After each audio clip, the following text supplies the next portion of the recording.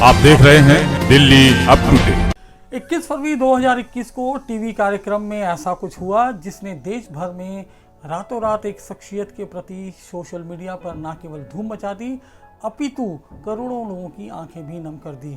और उसी शो के बाद ये शख्सियत चर्चा में आई जिसका नाम था संतोष आनंद। जिंदगी और कुछ भी नहीं, तेरी मेरी कहानी। ये शख्सियत है प्रतिष्ठित हिंदी गीतकार संतोष आनंद, जिन्होंने हिंदी फिल्म इंडस्ट्री की 26 फिल्मों के लिए 109 यादगार गीत लिखे जो आज भी लोगों की जुबान पर हैं। बीते दिनों इंडियन आइडल के शो पर संतोष आनंद आए थे, जिन्होंने अपनी ज़िंदगी से जुड़े हुए कुछ भावुक पलों को दर्शकों के साथ साझा करते हुए भावुक हो गए।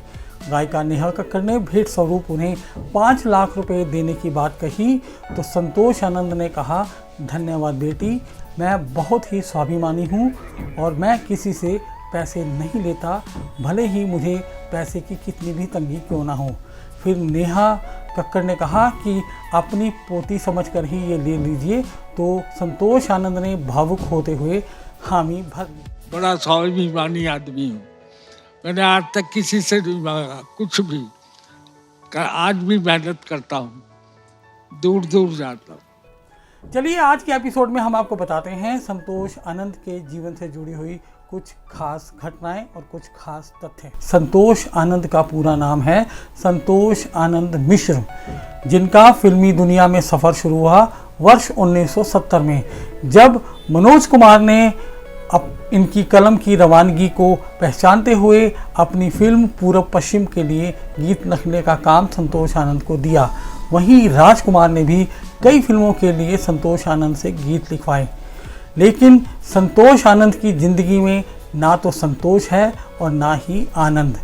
भरी जवानी में ही इनकी दोनों टांगें इतनी कमज़ोर हो गई थी कि उन्हें व्हीलचेयर का सहारा लेना पड़ा और आज तक संतोष आनंद व्हीलचेयर पर ही हैं। संतोष आनंद की ज़िंदगी की सबसे दुखद घटना ने तो इनका सब कुछ ख़त्म ही कर दिया, जब उन्हें खबर लगी थी कि उनके पुत्र संकल्प ने अपनी पत्नी नंदिनी के साथ आत्महत्या कर ली। संतोष आनंद के पुत्र संकल्प आनंद गृह मंत्रालय में भारतीय प्रशासनिक सेवा के अधिकारियों को समाज शास्त्र और अपराध शास्त्र की शिक्षा देते थे। काफ़ी समय से वे मानसिक परेशानी से जूझ रहे थे और उन्होंने आत्महत्या से पहले 10 पृष्ठों के आत्महत्या पत्र में होम मिनिस्ट्री के कई वरिष्ठ अधिकारियों और डीआईजी पुलिस का नाम भी शामिल किया था। संकल्प आनंद ने आरोप लगाया था कि करोड़ों रुपए की फंडिंग में गड़बड़ी के चलते इन अधिकारियों ने उन्हें सुसाइड करने के लिए मजबूर किया। संकल्प आनंद 15 अक्टूबर 2014 को अपनी पत्नी नंदिनी के साथ दिल्ली से मथुरा पहुंचे। दोनों ने कोसीकला के कस्बे के पास एक रेलवे ट्रैक पर पहुंचकर मथुरा की ओर से आने वाली इंटरसिटी एक्सप्रेस के सामने कूदकर अपने प्राण दे दिए। इस हादसे में उनकी बेटी के प्राण किसी तरह से बच गए। मीडिया और अखबारों ने भी संतोष आनंद के साथ कुछ ज़्यादा अच्छा नहीं किया। कई अखबारों ने उन्हें खबरों में तो प्रमुखता से स्थान दिया, लेकिन उन बातों के साथ जो उन्होंने कभी कही ही नहीं थी।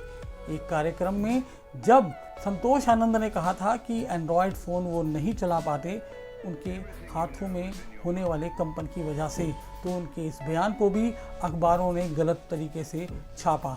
इसी कार्यक्रम में रानू मंडल का जिक्र आए बिना ही संतोष आनंद का वक्तव्य छाप दिया गया कि रानू मेरे गीत गाकर प्रसिद्ध हो गई और मैं गुमनाम ही रहा, जबकि संतोष आनंद ने कहा था कि बहुत कम लोग उन्हें उनके नाम से जानते हैं, यानी कि वो गुमनामी के अंधेरे में ही रह गए।